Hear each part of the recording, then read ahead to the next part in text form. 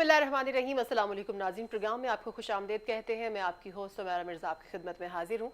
नाज़रीन, आज हम बयानी में डिस्कस करेंगे इमरान खान साहब जो कि आज लाहौर में मौजूद थे। जलानी पार्क में अर्बन फॉरेस्ट मंसूबे की इफ्तिताही तकरीब हुई, उसमें उन्होंने खिताब भी किया। उन्होंने कहा कि जिस तरह से हम जानते हैं कि हमेशा की तरह जब भी वो बात करते हैं इसके ऊपर, जंगलात के ऊपर, तो उनकी प्रायोरिटी यही होती है दरख्त लगाएं ज़्यादा से ज़्यादा। इस तरह की मुहिम भी बहुत ज़्यादा उन्होंने शुरू की थी। अब भी उन्होंने कहा है कि 10 अरब दरख्त लगाने का जो है वो हदफ है और इंशाल्लाह उसको बहुत जल्द शुरू कर दिया जाएगा। साथ ही साथ उन्होंने एक नई टेक्नोलॉजी की बात की है, अकीरा मिवाकी, जो कि यहाँ पर इंट्रोड्यूस कर दी गई है। उसके ऊपर कुछ एक्सपीरियंसेस भी हो चुके हैं, उसको यहाँ पर लॉन्च किया जाएगा। वो टेक्नोलॉजी है कि उसके ऊपर हम डिटेल में बात करेंगे। उसके बाद हम बात करेंगे सरकारी मुलाजमीन। हमने देखा कि सरापा एहतजाज रहे और बड़े एग्रेसिव थे, हुकूमत का भी बड़ा सख्त रिएक्शन आया उनके ऊपर और फिर बिलाखिर उनके जो मुतालबात थे वो भी तस्लीम कर लिए गए।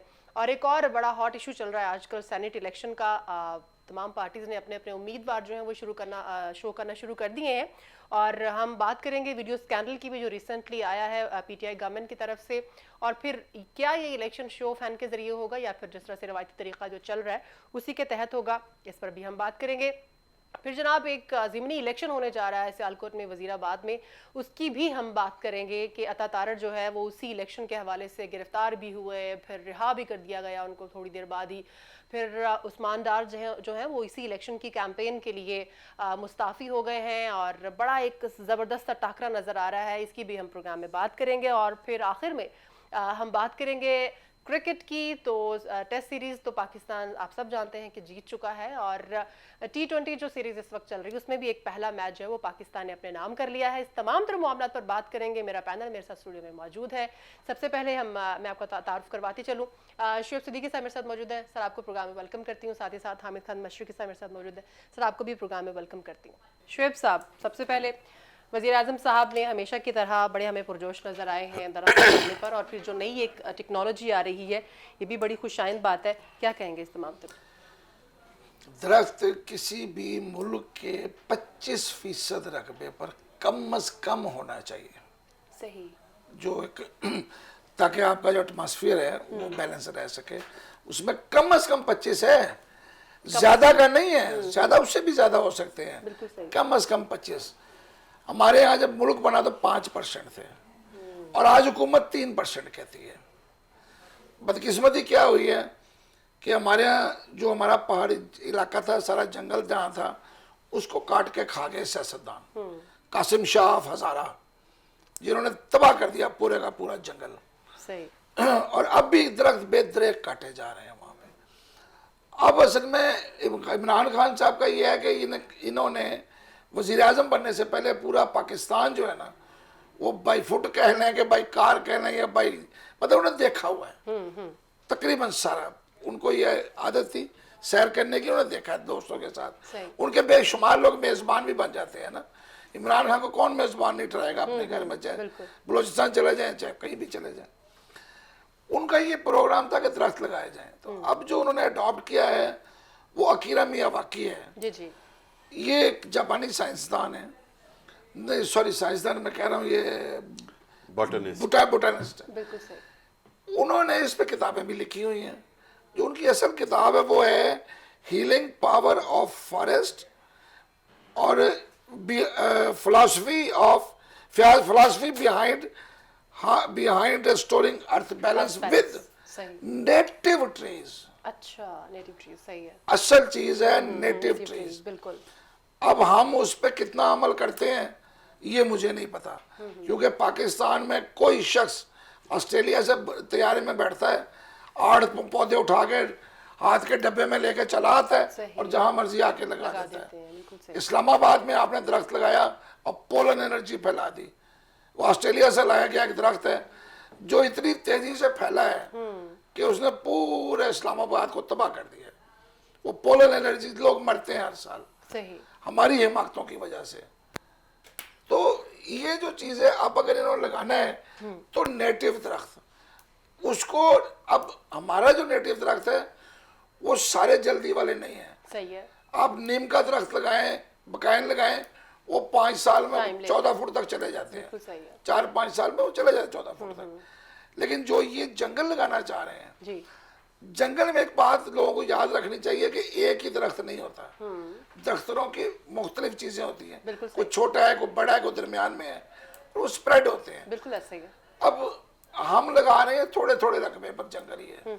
जो लाहौर में लगाए हैं वो बहुत किनारों में लगाए हैं, ठीक है, वो एक थिक जंगल बन जाएगा ताकि ऑक्सीजन का बेहतर हो। बिल्कुल सही। मुझे इनको चाहिए कि चाइना से सबक सीखें और वसी रकबे जो हमारे हैं, जैसे आपके पास बलूचिस्तान में पूरा रकबा खाली पड़ा हुआ है, सही है।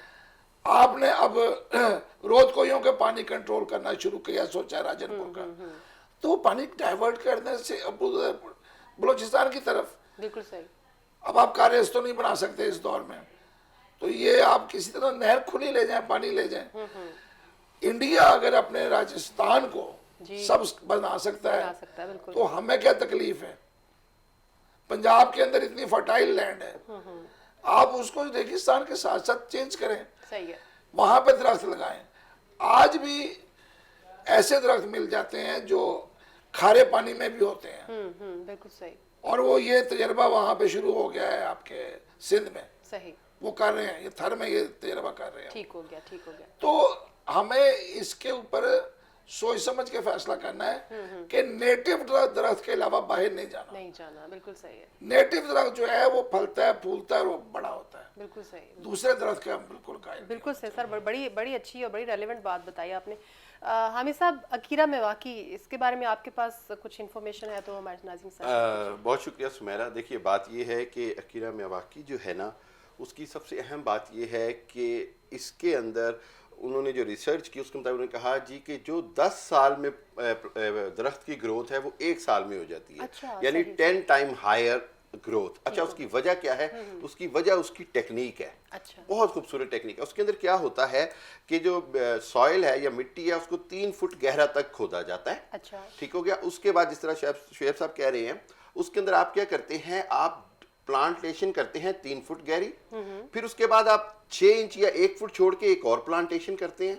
अच्छा। फिर 6 इंच और 1 फुट छोड़ के एक और प्लांटेशन करते हैं, यानी 3 फुट डीप करके फिर आप लेयर प्लांटेशन करते हैं। ठीक है। अच्छा, इसकी वजह से लगता है ऐसे है जैसे वो एक दूसरे से मिक्स हो जाएंगे, नहीं, एक ही पौधे की नहीं, अच्छा, 3 डिफरेंट पौधे भी हो सकते हैं। एक मिसाल के तौर पे अगर एक सफेदे का है या अगर एक शीशम का है, तो सफेदे से तो जान छिड़वाते हैं, मैं मिसाल दे रहा हूँ। मेरा ये कि शीशम हो जाए या कीकर हो जाए या कोई फल का हो जाए, नीम हो जाए या ऑरेंज हो जाए या आम का हो जाए, मकसद ये कि नेटिव हो और उसके साथ साथ 3 डिफरेंट लेयर्स में आ जाते हैं। अच्छा, उसके बाद वो क्या कहता है, वो कहता है कि एक्चुअली ये एक दूसरे के लिए रुकावट नहीं बनते, ठीक है, बल्कि ये एक दूसरे के सपोर्टिंग हो जाते हैं। रूट्स जो हैं वो एक दूसरे के लिए सपोर्टिंग हो जाती हैं, और उसके तहत वो जो हम कहते हैं जो पानी देने का अमल है, वो जब 3 पौधों को देना है वो सिर्फ एक पौधे को देने से काम बढ़ जाएगा। वो पौधा तो एक ही होगा, वो पानी नीचे तक जाएगा, वो बारी बारी अपने अपने हिस्से का एब्जॉर्ब करते करते वो नीचे तक चला जाएगा। ठीक है।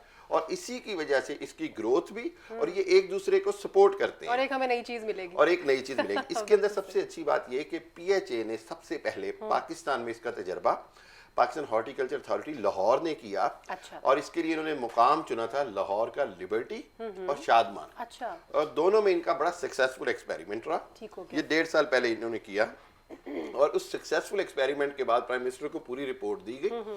प्राइम मिनिस्टर ने जब उसकी रिसर्च देखी, और प्राइम मिनिस्टर की ये खूबी है कि वो बहरहाल रिसर्च वगैरह को बड़ा इंटरेस्टिंग होके देखते हैं। उन्होंने देखा कि यार ये बाकी पे जो मंसूबे वो खुद जिसमें बहुत जो मंसूबे, फिर उनको बिलियन ट्री सुनामी उन्होंने KPK में किया, उसमें पूरी दुनिया को उनको एप्रिसिएशन मिली, उस हवाले से KPK एक मिसाल बना जंगलात। तो इस सारी सूरत हाल में उनको लगा कि यार ये एक और इनकलाबी कदम है। बिल्कुल सही। और इसी वजह से उन्होंने फौरन इस इनिशिएटिव की हिमायत की, और आज लाहौर जो है उन्होंने इसका बड़ी, उसको कहते हैं, उसको बड़ा प्रोपेगेंडा किया है, उसको बड़ा परसुएड किया है लोगों को कि जी ये इसकी अकीरा मेवाकी की खूबी ये है कि ये घरों में भी की जा सकती है। बिल्कुल सही, बिल्कुल। आप 10 मरले का घर है उसके अंदर भी कर सकते हैं, 5 मरले में भी कर सकते हैं। सो स्पेस का प्रॉब्लम भी हल होता है। ठीक है। इसके अंदर नंबर ऑफ ट्रीज का प्रॉब्लम भी हल होता है, और तीसरी बात ये कि आपका टाइम बचता है। और आखिरी बात मैं इसके अंदर ये कहूंगा कि अगेन पाकिस्तान में मंसूबे बनते हैं, उनको कंटिन्यूटी प्रॉब्लम है। बिल्कुल ऐसे बात ये आ गई कि 10 साल की ग्रोथ, बिल्कुल वो जाहिर है एक टाइम टेकिंग प्रोसीजर, ठीक है ना। तो इसका मतलब ये हुआ कि जो भी इसको आगे लेकर चलेगा, या जो आज शुरू करेगा, आइंदा आने वाली हुकूमत हो या इदारे हो, उनके लिए ज़रूरी है कि उसको कंटिन्यूटी करें। तो 10 साल में पाकिस्तान में, और स्पेशली जहाँ जहाँ इस तरह की टेक्नोलॉजी इंप्लीमेंट की जाएगी, वहाँ पर हमें नज़र आएगा कि जंगलात की तादाद बढ़ेगी। देखिए, दुनिया का सबसे बड़ा आर्टिफिशियल जो फॉरेस्ट है वो पाकिस्तान में है, छांगा मांगा, ठीक हो गया। वो आज भी अपनी जगह एक पीस ऑफ आर्ट है, एक पीस ऑफ जितनी भी बॉटनी साइंसिस्ट हैं वो सारे जाके वहाँ देखते हैं कि अब वहाँ इतनी नेचुरल लाइफ है। हमने काफी कोशिश की तबाह करने, हमने कितनी कोशिश, और हमने जनाब वो चोरियां की, वाइल्ड वो जो है जो डिपार्टमेंट्स हैं उन्होंने मिली बगल से क्या कुछ नहीं किया, फॉरेस्ट्री डिपार्टमेंट ने और जो ऑफिसर होते थे। लेकिन आज भी देखा जाए तो छांगा मांगा जो है वो दुनिया में अपनी मिसाल आप है। तो मैं ये समझूंगा कि ये गवर्नमेंट का अच्छा इनिशिएटिव है, लेकिन कितनी कमिटमेंट शो की जाती है, किस तरह की अभी तक पीएचए ने इस पे बहुत बहुत अच्छा परफॉर्म किया है, बहुत अप्रिशिएट करना चाहिए। और इसीलिए प्राइम मिनिस्टर ने भी उन पे बड़ा कॉन्फिडेंस शो किया। लेकिन अब आगे क्या होता है, सबसे इम्पोर्टेंट आज की जो तकरीब थी उसमें भी उन्होंने काफी उनकी तारीफ की। सर, इसमें थोड़ा सा मैं ऐड ऑन करना चाहूंगी। शेख साहब, इटली का एक डेलीगेशन यहाँ पर मौजूद था, तो उनसे जब इसी इशू पे बात हुई तो उन्होंने कहा कि जो हमारे यहाँ पर लैंड है, स्पेशली जो फार्मर्स हैं, उनकी जो 10% लैंड है वो हम मुख्तस कर देते हैं कि इसके लिए, जंगलात के लिए, दरख्तों के लिए, और उसका फिर गवर्नमेंट जितना भी हो सकता है वो उनको पे करती है। तो कहते हैं इसलिए हम एरियल व्यू जब हम इटली का लेते हैं तो वो हमें हर जगह हमें पैचेस नजर आते हैं बड़े खूबसूरत ग्रीन कलर के। तो अल्लाह करे हमारे भी इसी तरह का लॉ है कि आपको बाउंड्रीज जो है ना वो ट्रीज की ही बनानी है। आपको जहां जहां कंट्री साइड है वहां पे आपको ट्रीज की बाउंड्रीज के साथ उसको सपोर्ट करना है, और उसकी वजह से उनकी कास्ट जो है वो बहुत बढ़ जाती है, क्योंकि जो ट्रीज की वजह से जो उधर जाती है जरखेजी, वो फसल को बड़ा फायदा देता है। चाइना ने 30 साल पहले ये काम शुरू किया था, बिल्कुल ऐसे ही। अब सैकड़ों मील तक, उनका सैकड़ों मील तक मैं कह रहा हूँ जंगल के सिर्फ जंगल है, बिल्कुल ऐसे ग्रीन, बिल्कुल लश ग्रीन। और इसकी वजह से मैं समझता हूँ कि पाकिस्तान का फ्यूचर जो है ना वो इस तरह के प्रोजेक्ट से जुड़ा हुआ है। बिल्कुल सही। सर हम अपने अगले टॉपिक की तरफ चलते हैं। सरकारी मुलाजमीन सरापा एहतजाज रहे उनका, और हुकूमत ने भी बड़ा रिएक्शन दिया। कहीं कहा जा रहा है कि जी पहले कुछ और डिमांड्स थी उनकी, फिर डिमांड्स उनकी बढ़ गई। कहीं कहा जा रहा है कि हुकूमत ने ये डिमांड्स एक्सेप्ट कर ली थी। फिर असल में इशू क्या हुआ सर? असल में जो गवर्नमेंट क्लेम कर रही है ना, जो गवर्नमेंट क्लेम पहले कह देते हैं कि हंगामा तो गवर्नमेंट की वजह से हुआ है ना, बिल्कुल। तो उनका ये क्लेम है कि हमारा 1 से 16 तक तय हुआ था। आखिरी रात तक ये 1 से 16 पर खड़े थे, 1 से 16 आखिरी रात इन्होंने कहा नहीं, 1 से 16 ग्रेड तक आप हमें 22वें ग्रेड तक सबको पैसे दें। तो गवर्नमेंट ने कहा जी हमने उस पर इनकार किया, ठीक है।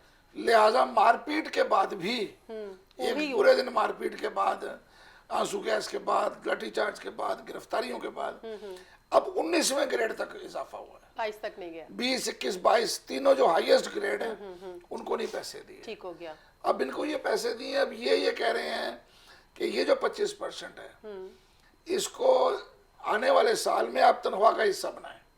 ठीक है। ये एक बोनस ना रखें, अच्छा सही है। कि एक आर्जी इजाफा ना रखें, बिल्कुल सही। इसको परमानेंट तनख्वाह का हिस्सा बनाएं। ठीक है। अब इस पर फिर दोबारा लड़ाई शुरू होगी, फिक्र ना करें, क्योंकि इन्होंने एक ज्यादती की है। मुस्लिम लीग अपना हुकूमत ने भी वही किया था कि उन्होंने 10% इजाफा किया था हर साल, कोई सागदार सब चाहते ही नहीं थे पैसे देना, और इन्होंने तो बिल्कुल इंतहा कर दी कि इन्होंने इजाफा ही नहीं किया। बिल्कुल ऐसे। इस मामले में आप देखे जाएं तो सबसे जो फराख दिल पार्टी है ना वो पीपल्स पार्टी रही है, बिल्कुल। 135% इंक्रीज विद इन 5 years, और वो पेंशन में भी था, तनख्वाह में भी था, बिल्कुल सही, और बिला इम्तियाज था। मैं इस बारे में उनको बिल्कुल कहता हूँ कि उन्होंने ये बहुत पैसे बढ़ाए। वो लोग कभी, हम जर्नलिस्ट जो है ना, मैं कहा करता था किसी 19वें 20वें ग्रेड को तेरे को ज्यादा तनख्वाह लेना सही बात है। वो जब पीपल्स पार्टी का दौड़ आया उन्होंने कहा वो कहते थे अब क्या हुआ, वो वाकई ऐसे करके राइज हुए कि हम लोग जब ज्यादा तनख्वाह लेने वाले थे वो नीचे चले गए। बिल्कुल सही। तो इन गवर्नमेंट मुलाजमीन को तनख्वाह मिलनी चाहिए, लेकिन इसके साथ ही 2 चीज होनी चाहिए। रिश्वत और करप्शन सरकारी मुलाजमीन के साथ चलती है। हर फाइल के पैसे देने पड़ते हैं, इवन के कोई रिटायर हो जाए ना तो उसको अपने ही दफ्तर से पेंशन के पैसे बिल्कुल सही, रिश्वत दे के पेंशन की फाइल बनवानी पड़ेगी। बिल्कुल ऐसे ही, ऐसे ही। तो अगर आप तनख्वाह में इजाफा कर रहे हैं तो स्टिक एंड कैरेट दोनों होने चाहिए। लेकिन सर वो करप्शन से कमाया गया पैसा तो वो अलग है ना, वो गवर्नमेंट को वो स्टिक खाता कैसे पूरा भाई कैरेट दे रहे हो तो स्टिक भी दिखाओ ना, सही, बिल्कुल बिल्कुल ऐसे सही, ही। बिल्कुल ये दोनों तरह होना पड़ेगा। बिल्कुल सही। सर इसमें आप कुछ ऐड ऑन करना चाहेंगे? और इसके अलावा मैं ये भी पूछना चाहूंगी सर कि 22वें ग्रेड का या 20वें का या 21वें ग्रेड का मेरा नहीं ख्याल कि कोई भी शख्स वहां पर एहतजाज कर रहा होगा, इज इट राइट? 19वें वाला भी कोई नहीं था। जाहिर है ये जो छोटे ग्रेड के लोग थे बेचारे जो वही एहतजाज कर रहे थे, और लेकिन ये उन लोगों के लिए एहतजाज कर रहे थे। मैं इसके अंदर आपको बताऊं, मेरी इतलात के मुताबिक जब गवर्नमेंट ने ऐलान किया तो उस वक्त इन थोड़ी सी टाइमिंग डिले हो गई गवर्नमेंट की तरफ से, यानी 1 वीक पहले ऐलान करना था कि जी हम तनख्वाहों में रिलीफ दे रहे हैं। ठीक है। 2 बातें, एक तो गवर्नमेंट ने ऐलान करते ये नहीं बताया कि कितना इजाफा हो रहा है, इसलिए मुलाजमीन कंफ्यूजन का शिकार थे, और दूसरा एक टाइमिंग की।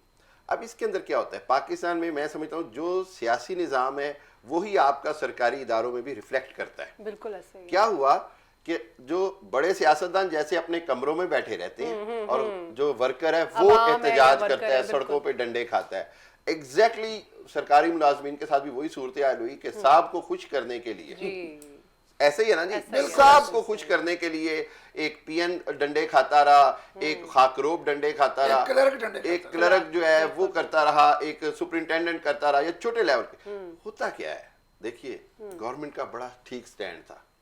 वजह ये कि 17-16वें ग्रेड से ऊपर वाले जो हैं they are quite well off. Exactly, इस मुआशी झटके ने सबसे ज्यादा जिनको इफेक्ट किया हुआ है वो छोटे ग्रेड वालों को किया है। कफालत प्रोग्राम किनके लिए है? जिनके पास पैसे नहीं है। इसी तरह जिनका महंगाई और इनकम में जिनका तनासुब खराब हुआ है, इजाफा तो उनको जरूरी था। ठीक हो गया। 16वें-17वें ग्रेड वाले को तो इतनी फैसिलिटीज गवर्नमेंट ऑलरेडी दे रही है कि अगर 2-3 साल तनख्वाहें नहीं बढ़ाएंगे तो कोई क़यामत नहीं आएगी। लेकिन उन्होंने इनको यूज किया। बिलाखिर हुकूमत ने 22 ये जो 19वें से 22वें ग्रेड तक के यानी 20, 21, 22 वालों की तनख्वाह नहीं बढ़ी। मेरी इतलात के मुताबिक प्राइम मिनिस्टर साहब ने डायरेक्ट एक तरह से उनको नेगोशिएट नहीं बल्कि डायरेक्ट ऑर्डर किया कि जी आप स्टेप बैक करें, आप इस एहतजाज के अंदर खुद उनको मैसेज दे दें कि हमारी तनख्वाहें ना बढ़ाएं, क्योंकि आपको पहले ही बहुत फैसिलिटीज हैं। एक 20वें ग्रेड के अफसर के दायरा इख्तियार में 16 से 18 पर्सनल मुलाजिम आते हैं। गाड़ी से लेके मैं यही कह रहा हूँ, गाड़ी, पेट्रोल, खाक, मतलब हर चीज उसके पास आती है। तो एक गवर्नमेंट के रिसोर्सेज तो पहले ही यूज हो रहे हैं। तो मैं ये समझता हूँ कि गवर्नमेंट का डिसीजन ठीक है। अच्छा, ये अबूरी तनख्वाह वाली जो बात है ना, इसकी भी इसकी एक अहमियत है। गवर्नमेंट ये चाहती है कि उनको अगर इसको इस तनख्वाह को अभी गवर्नमेंट पक्का कर देती तो बजट पे उन्होंने कहना था जी फिर हमारी तनख्वाह नहीं बढ़ेगी, 3 महीने 4 महीने ठीक हो गया ना। अब क्या करेगी? अब गवर्नमेंट के पास स्टैंड है कि जी जिस तरह डेली वेजेस वालों को परमानेंट करना ही बहुत बड़ा स्टेप होता है, इसी तरह जो अबूरी या टेम्पररी तनख्वाह बढ़ाई गई है ये 3 महीने के रिलीफ को, उसको परमानेंट कर देगी। तो गवर्नमेंट पे वो जो बर्डन है इस साल एकदम तनख्वाहें बढ़ाने का वो नहीं होगा। और दूसरे एंड पे जो गवर्नमेंट ने 25% बढ़ा दी है, कहीं 10-10 करके बढ़ाते तो वो और हिसाब था। तो इस हिसाब से मैं समझता हूँ कि ये दोनों विन विन सिचुएशन में है। मुलाजमीन का हक था, ग्रेड 16 तक वालों की तनख्वाहें हर सूरत बढ़नी चाहिए थी। गवर्नमेंट को पहले बजट में भी बढ़ानी चाहिए थी, लेकिन चलो ये अच्छा किया। नहीं, ये 25% बेसिक बढ़ने से बाकी मराद भी तो साथ उसके मुताबिक ऐड हो जाता है। बिल्कुल ऐसे ये इजाफा को 35% पे चला जाना जी, बिल्कुल ऐसे ही है। हर अलाउंस उसी के हिसाब से जब आपके फिक्स आएगा तनख्वाह में तो फिर आप 35% में चले जाएंगे। बिल्कुल सही। शुएब साहब, सेनेट इलेक्शन होने जा रहे हैं और पार्टीज ने अपने उम्मीदवार जो है वो भी शो करना शुरू कर दिया। फिर एक मीनवाइल वीडियो स्कैंडल आया हुकूमत की तरफ से, ठीक है, उसको वो भी बड़ा ज़ेरे बहस रहा। और इसके अलावा शो ऑफ हैंड, किस तरह से ये इलेक्शन होने जा रहे हैं, जिस तरह से पीटीआई गवर्नमेंट चाह रही है उस तरह से होगा। इलेक्शन किस तरह होगा ये तो अब सुप्रीम कोर्ट नहीं फैसला करना, क्लियर है, ठीक है, क्योंकि उसके बगैर कुछ नहीं होगा। लेकिन जो मुझे बात करनी है वो मैंने करनी है उस वीडियो स्कैंडल। जी जी, इंतहाई नालायक पार्टी है पीटीआई। 2 बंदे इजाफी जीतते हैं पीपल्स पार्टी के, और वो कह रहे हैं कि जी पैसा जो है वो असद कैसर ने बांटा है और परवेज खटक ने बांटा है। उसने पैसे बांटे ताकि पीपल्स पार्टी के बंदे जीत जाए। बिल्कुल सही, मतलब इट्स अ जोक जाहिर कि वो पैसे बांट रहे हैं जिन लोगों को, वो वोट कहां गए, किसको वोट दे रहे हैं। अगर तो इन्होंने अपनी पार्टी के लिए पैसे दिए होते तो फिर ये 20 बंदे तो ना निकालते पार्टी से। बिल्कुल ऐसे। मतलब ये अपना डिफेंड नहीं कर रहे। सही। मुझे हैरानी है ये तर्जुमान 100 कार्ड जो हैं, एक तर्जुमान ने ये नहीं कहा कि भाई हमारे बंदे थे, ठीक है, पैसे तुमने दिए तो तुम्हें वोट दिए, हमने दिए होते हमें वोट दिए होते। वोट अजीब मजाक है ये। बिल्कुल सही, बिल्कुल सही। हम पीटीआई को अभी तक डिफेंड करना नहीं आया। इंतहाई अहमकाना अंदाज में खेल रहे हैं ये। सर सुमेरा, मुझे डर है कि मुझसे तो इन्हें अदालत ना होता। मैं आपको बताऊं, मैं इस पे बड़ा हैरान हूँ कि पाकिस्तान के पार्लिमानी मसाइल अदालतों से कैसे फैसले लिए जा रहे हैं। बिल्कुल सही। मेरे लिए ये वो तशरीह मांग रहे हैं। देखिए, पता है क्या बात है, मैं ये समझता हूँ शेर साहब कि एक चीज जो स्ट्रेट 2+2 है ना, उसके अंदर भी हम सुप्रीम कोर्ट को बार बार चले जाते हैं। और वजह क्या है, जिसने अपनी मर्जी का फैसला लेना होता है या मामले को लटकाना होता है, वो सुप्रीम कोर्ट या हाई कोर्ट चला जाता है। सही, मुझे लगता है आपका इरादा यही है। हाँ, कोई नहीं, आप भी जाने वाले हैं। I can defend it. नहीं, तो इन्हें अदालत की बात कर रहे हैं। देखिए मैं आपको मैं अदालत जा रहे हैं। नहीं, मैं कंटेम्प्ट ऑफ कोर्ट इस तरह नहीं कह रहा। मैं कंटेम्प्ट ऑफ कोर्ट ये कहता हूँ कि अब पब्लिक इसको मिसयूज करती है, अदालतों पे बोझ बढ़ाती है, बिल्कुल सही। सुप्रीम कोर्ट के ऊपर बोझ बढ़ाती है। सुप्रीम कोर्ट का काम इंटरप्रिटेशन ऑफ लॉ है, not to produce a new law. बिल्कुल सही। ठीक हो गया। अच्छा, अब देखिए, जहां सदारती ऑर्डिनेंस आया है सेनेट के इलेक्शन के हवाले से, उसके अंदर हुकूमत ने खुद एक बहुत बड़ी गलती की है। पाकिस्तान का आइन ये कहता है कि जब असेंबली का सेशन चल रहा है, when the session is in order and in process, there is no right for the president कि वो ऑर्डिनेंस लाए। बिल्कुल सही। सो ऑडियंस शाम को आया था, इजलास दोनों खत्म हो गए थे। नहीं, यही सुप्रीम कोर्ट ने कहा है, यही नुक्ता है कि ये जानते बूझते हुए किया गया है। यानी 4 घंटे का फर्क डालना जो है ना, इसको आप intention to the public office कहते हैं ना। बिल्कुल सही। अगले दिन फिर आपने इजलास शुरू कर दिया। तो इसका मतलब क्या हुआ कि आपने एक ब्रेक ली, उसके बाद दोबारा इजलास कॉल कर लिया। तो इस हवाले से ये पीटीआई की गलती है। लेकिन साथ ही साथ उन्होंने जो उस ऑर्डिनेंस के अंदर एक लाइन डाल दी कि जी ये सारा ऑर्डिनेंस सुप्रीम कोर्ट की राय से मशरूत है, जिसकी वजह से उसको नल एंड वॉइड नहीं किया गया। अब क्या हुआ है, अपोजिशन और हुकूमत दोनों सुप्रीम कोर्ट पे देख रहे हैं, सुप्रीम कोर्ट की तरफ। ये वही मामला हो गया जैसे नवाज शरीफ साहब ने जब जाना था, जी तो दोनों ने कहा जी हम नहीं भेज रहे, अदालत से फैसला ले आए, चाहे वो 50 रुपए के स्टाम्प पे चले गए। मैं इस तरह सोचता हूँ। अच्छा, अब ये सारा बर्डनाइजिंग द लीगल सिस्टम है। बिल्कुल ऐसे ही है। ठीक हो गया। एक और चीज मैं कहूंगा, जहां तक ताल्लुक, मेरा ख्याल ये है, एक मैं आपको बताऊं कि शो ऑफ हैंड नहीं होगा, ये मैं आपको बोलूंगा। उसकी वजह ये है, एक तो टाइम नहीं है, दूसरी बात ये है कि सुप्रीम कोर्ट एक जगह रिजर्वेशन दे चुकी है पिछले 1-2 हियरिंग्स में, एक और केस में, कि जी जो काम अदालत 2/3 मेजॉरिटी से होना चाहिए वो हमसे ना करवाया जाए। ठीक है, बिल्कुल सही। और ये बड़ी एक जेन्युइन बात है। बिल्कुल। तो शो ऑफ हैंड की पॉसिबिलिटी कम है। अच्छा, अब ये जो पीटीआई की जो वीडियो आई है, इसके अंदर जो खुसूसी बात है ना, वो यही है कि पीटीआई एक मैसेज देना चाहती है अपने सारे कारकुनान को, उसकी जो मेंबर असेंबली, पैसे लोगे तो शक्ल तुम्हारी आ जाएगी। हाँ, उसकी वजह एक और है, जैसा उसकी एक बड़ी मदद है, ये नहीं कि वो उससे मुस्लिम लीग नून से डर रहे हैं या पीपल्स पार्टी से डर रहे हैं। सर, सेनेट का इलेक्शन तो कोई भी आदमी जिसकी जेब में 70-80 करोड़ है वो लड़ने निकल पड़ता है, और वो बंदे भी पूरे कर लेता है। मतलब मैं, चाहे वो आजाद खड़ा हो, हमारे पास बहुत सारी लाहौर में 1-2 फैमिली थी जिनकी एक सीट पक्की होती थी, बाद में वो पीपल्स पार्टी को ज्वाइन कर लेते थे। हमें पता होता था कि यार इनकी सीट सेक्टर गुलजार की बात कर रहे हैं हम, क्या मैं नाम तो नहीं ले रहा था सर। अब देखे, ये देख ले, उनके बेटे भी थे। मैं कहता हूँ अब ये देखे ना, ये पर्दा नचीनों के नाम भी लेंगे, यही वो बात है जो हमें पता था यार चाहिए सर। उधर गुलबर्ग में उनकी रिहाइशगाह पे खास रश लग जाता था सारा। पीटीआई जो है वो अपने उम्मीदवारों को ये मैसेज दे रही है कि आप हमारी नजर में हैं, आप उस मंडी का हिस्सा ना बने।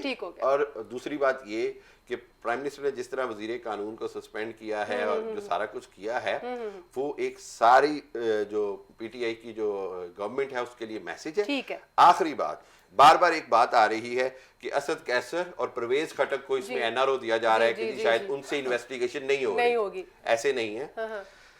जिस तरह शेख साहब ने कहा, असद कैसर और परवेज खटक अपनी पोजीशन बड़ी वाजे कर चुके हैं। उन्होंने, परवेज खटक ने कहा जी अगर साबित हो जाए कि मैं किसी तरह भी इन्वॉल्व हूं तो मैं सारी जिंदगी के लिए पब्लिक को मुंह नहीं दिखाऊंगा।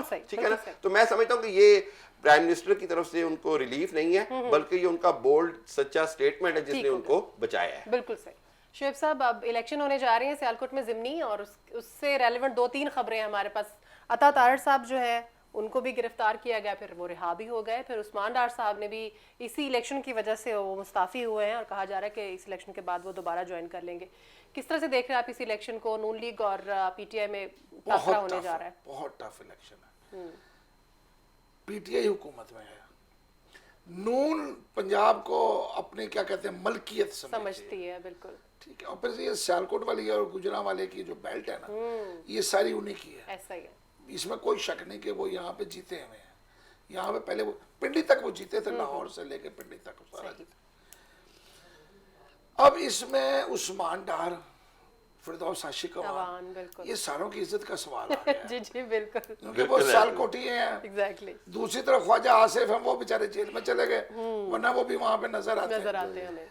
अब उस्मान डार का मसला ये है कि उसने हर हाल में वहां पहुंचना है।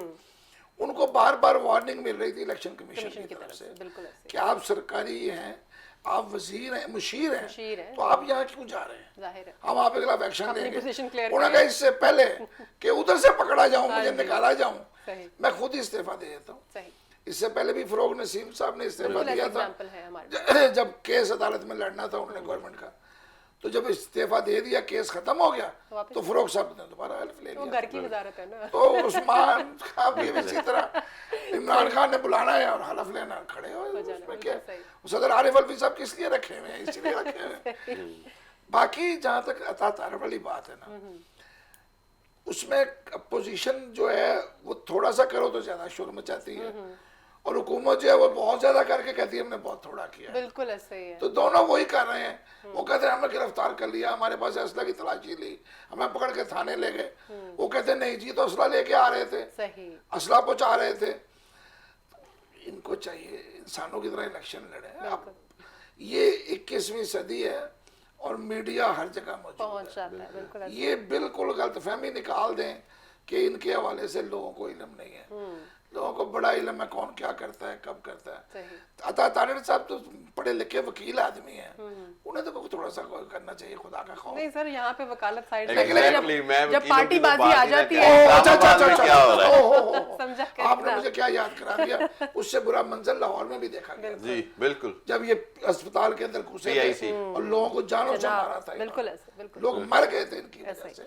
और बदकिस्मती ये है कि उसका आज तक उसका क्यों नहीं जुडिशियल किसी ने किया, बिल्कुल सही, उसको क्यों नहीं चेक किया किसी ने। बिल्कुल, उसकी तो एफआईआर तक खत्म हो गई है। हामिद साहब, अब हमने देखा पिछले दिनों एक टाकरा हमने देखा था टीवी स्क्रीन पे, एक निजी चैनल पे, अता तारड़ और उस्मान डार में। मुझे लग रहा है यहाँ पर भी टाकरा उन दोनों में ही नजर आ रहा है, क्योंकि जो असली उम्मीदवार है उनके तो नाम ही कहीं पोशीदा हो। ये आपने बड़ा अच्छी मिसाल दी। ये लग रहा है जैसे रीमैच है, अंग्रेज जैसे वो बॉक्सिंग में नहीं रीमैच होता है या रेसलिंग में, ये रीमैच है इन दोनों का। अता तारड़ यहाँ ख्वाजा आसिफ बने हुए, ख्वाजा। और इसके अंदर आपने एक और पॉइंट पढ़ा, वो जो सैयदा नौशीन और जो मुस्लिम लीग नवाज की तरफ से लड़ रही है और अली असद जो पाकिस्तान तहरीक इंसाफ की तरफ से लड़ रहे हैं, उनको कोई जानता भी नहीं, उनका नाम भी कोई नहीं जानता। इसके अंदर एक बात है, अली असद के हवाले से उनको बड़ी मेरिट पे टिकट मिली है, तहरीक इंसाफ के लिए उन्होंने बड़ा वहां पर काम किया है। उस्मान डार की उनको बड़ी सपोर्ट हासिल है। और इस सारे इलेक्शन के अंदर जो दो बातें बड़ी इंपॉर्टेंट हैं, वो एक ये है कि पिछले 2-2.5 साल में फिरदौस आशिक अवान, उस्मान डार ने सियालकोट की हद तक काफी काम किया, ठीक हो गया, और उसका वो अब अपने अवाम से आउटपुट चाहते हैं। लेकिन जैसे शेर साहब कह रहे हैं, ट्रेजेडी ये है, दो बातें हैं वहां पर पीटीआई के लिए मुश्किल। एक वहां की मौरूसी सियासत, रिवायती सियासत, जिसने उस्मान डार को 2 बार हराया है, ठीक हो गया, ख्वाजा आसिफ जीतते रहे। दूसरी बात ये कि जो अवाम के आगे महंगाई का इशू है, जो जनरल परसेप्शन है ना, उसने पीटीआई को थोड़ी कमजोर ग्राउंड दी हुई है। इसलिए पीटीआई को बहुत मेहनत करनी पड़ेगी ये सीट जीतने के लिए।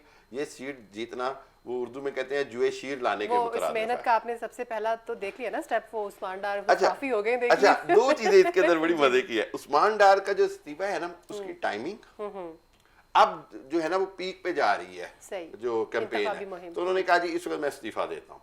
और दूसरा ये अता तारड़ का जो अरेस्ट है, इसको मुस्लिम लीग नून बहुत ज्यादा कैश एक करना कार्ड चाहती खेला थी, गया है, बिल्कुल खेलेगी लेकिन उसको। मैं समझता हूँ कि जितना फिर 2 घंटे में ही जिस तरह फिरदौस आशिक अवान मीडिया पे आ गई और वो सारा सारे मामले को टैकल किया मासी भाई उस ट्वीट के जिसके बारे में हम बात कर रहे थे कि वो उसके अंदर एक अजीब सा इमोजी चला गया है और अवाम को मैसेज कुछ और चला गया। लेकिन मैं ये फिरदौस आशिक अवान फिरदौस कुछ भी कर सकती है, ऐसे ना करो। देखे ना फिरदौस मुक्का मार के पत्थर तोड़ लेकिन वो सकती तो है। चैनल की ये तरफ से क्रिकेट टाइपिंग में खेलती हुआ हैं, ना। फुटबॉल भी खेला है, फुटबॉल भी खेला क्रिकेट है, फुटबॉल और कितनी हिट लगाई है। बड़ी जबरदस्त हाँ, हिट थी। यही ना। चलिए। नहीं, तो ये मैं समझता हूँ कि सियालकोट का जो मार्का है वो बड़ा इंटरेस्टिंग है। सही है। एक चीज आखिर में कहूंगा कि हमेशा से होता है कि जिमनी इलेक्शन सिटिंग गवर्नमेंट जीतती है, बिल्कुल सही। इस बात का एडवांटेज इनको हो सकता चले, अल्लाह है। और करे। दूसरी बात ये कि गवर्नमेंट जो होती लो है ये जी। इसको पॉपुलैरिटी अगर टेस्ट ये देती जीत है। गए तो फिर तो धांधली हो गई। ठीक हाँ, है। पॉपुलैरिटी फिर तो- टेस्ट होता है चलिए ये। फिर सर, तो हम धांधली हो जाएगी। सियासी अखाड़े की तो बात कर ही रहे हैं, हम मैचेस की भी बात कर लें। क्रिकेट के अब लाहौर में मैचेस हो रहे हैं और पहला मैच जो है वो हम जीत चुके हैं। और बदकिस्मती से खाली स्टेडियम में हो रहा खाली स्टेडियम में हो रहा है, बिल्कुल सही। तो किस तरह से देख रहे हैं पाकिस्तान की है। देखिए पोजीशन को? अच्छा खेले, लेकिन वो जीतते जीतते रह गए, वो आखिरी गेंद तक आ गए थे। टफ टाइम दिया। अगर कोई मियां दाद वाला छक्का लग जाता हाँ जी, तो फिर क्या होता। वो छक्का नहीं लग सका, नहीं लग सका। 3 स्कोर हुए आखिरी गेंद पे, छक्का लगता था वो जीत जाते। सही। पाकिस्तान को इस मैच में खासी मार पड़ी है। आपके जो फास्ट बॉलर का जो पहले स्पेल थे ना, वो बिल्कुल बिल्कुल बेअसर थे। वो गेंद वहीं करा रहे थे जहां पे बैट्समैन मांग रहा था। सही। बिल्कुल ऐसी है। बात यह है, अभी हसन अली ने बॉलिंग की है वहां पे पिंडी में, बिल्कुल। उसने बिल्कुल एक्यूरेट बॉलिंग की, जहां से कि उसकी गेंद यूं घूमती थी और गेंद बल्ले पर टच होती थी। तो भाई वो थोड़ी सी मेहनत यहाँ भी कर लो। नहीं, उसके अंदर मैं 2 चीजें कहूंगा कि जब सेकंड बारी लेते हैं तो बहुत ज्यादा बॉल गीला होने लग जाता है, बॉल हाँ की जी, ग्रिप का उसका भी इशू फर्क होता हो जाता है, है। बिल्कुल। फास्ट बॉलर के लिए बहुत मुश्किल होता है फास्ट बॉल ग्रिप गीली बॉल फेंकना। मॉइस्चर और ड्यू फैक्टर बहुत ज्यादा काउंट होता है। इसीलिए रुमाल रखा होता है। हाँ, बहुत कोशिश करें लेकिन वो बॉल वेट होता रहता है। एक तो बात ये है। अच्छा, उसकी वजह से बॉल सॉफ्ट हो जाता है, फिर बॉल पे बैट्समैन को बॉल नजर आना आसान हो जाता है, पेस कम हो जाती है। लेकिन इसके बावजूद आप बिल्कुल ठीक कह रहे हैं, बॉलिंग बेहतर हो सकती थी। पहले 7 ओवरों में बड़ी मार पड़ी, लेकिन अब्दुल कादिर के बेटे ने बहुत जादूगरी सुभान दिखाई। कादिर ने बहुत उसने 2 विकेटें बहुत मतलब उसने पहले 4 ओवर जिस तरह किए हैं मैंने बड़ी इंजॉय। अच्छा, एक बात याद है कि दोनों बोल्ड हैं। यही कह रहा हूँ ना, बहुत खूबसूरत। एक गुगली के ऊपर है और एक जनाब उसके मेरा ख्याल है उसने फ्लिकर किया है। तो गुगली वाला तो बहुत ही मजे का बोल्ड था। मैं कहा यार बहुत अच्छे तरीके से उसको कहते हैं ट्रैप किया था। बात यह है कि पाकिस्तान में क्रिकेट होना, पाकिस्तान का साउथ अफ्रीका से 2003 के बाद टेस्ट सीरीज जीतना 17 साल बाद, पाकिस्तान का 6-7वें नंबर से 5वें नंबर पर चले जाना टेस्ट रैंकिंग में, और पाकिस्तान के बॉलर हसन अली का दोबारा एक तरह से कैरियर रिवाइव होना। फिर सबसे बड़ी बात ये, पाकिस्तान क्या दुनिया का ये दूसरे विकेट कीपर मोहम्मद रिजवान हो गए, तीनों फॉर्मेट में सेंचुरी कर ली।